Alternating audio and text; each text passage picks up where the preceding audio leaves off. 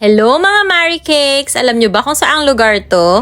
Napadaan lang kami ng Super 8 kanina para bumili lang talaga ng Jelly Ace.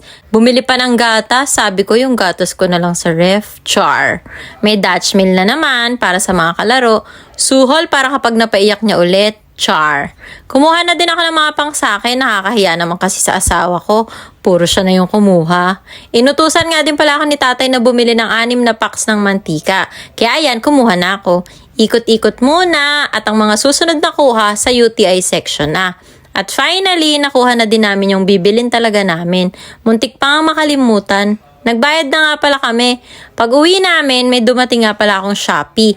Ito nga pala yung pinakustomize kong aprons ni Gio. 170 pesos ang isa. Canvas yung tela niya. May 3 sizes na available, baby, small, at regular size. Small size tong kay Gio at sakto lang din naman sa kanya.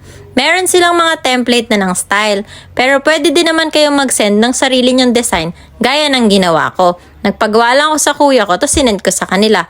Meron nga din pala akong binili nitong chef hat, 80 pesos naman. O alam nyo na ha, link in bio! Refill at ayos tayo ng crib organizer ni Gia at Jazz. First is, refill tayo ng Mami Poco diaper ni Jazz dito sa may zipper type area sa gitna. Kasya dito yung isang pack ng diaper ni Jazz. Next naman is refill tayo ng cotton balls from Orange and Peach yung XL. And then itong container is food container pero ginamit ko siyang cotton ball container.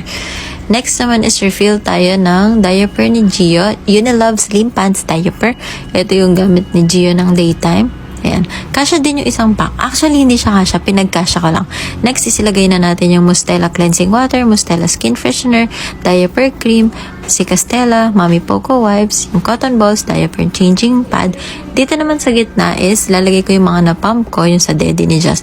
Next naman natin is lagay ko yung mga brush, nail cutter, and then dito sa second and third column, second and third na lagayan is mga damit ni Gio at Chas na pamalit ng buong araw.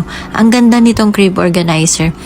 Tamang-tama na ito yung na-check out ko. Nabili ko lang to for 560 pesos. Ang ganda ng quality. Tapos pwede mo siyang pag-iwa-hiwalayan. Pwede mong gamitin isa lang or dalawa lang na layer. Ganon. Tapos meron siyang kasama na matitigas na pangilalim para hindi siya lumundo. Ganon. Ang ganda talaga. Ang ganda ng quality. And then ito naman yung panghang sa crib niya. Hindi kayo magsisisi. Link in bio. Check out nyo na to.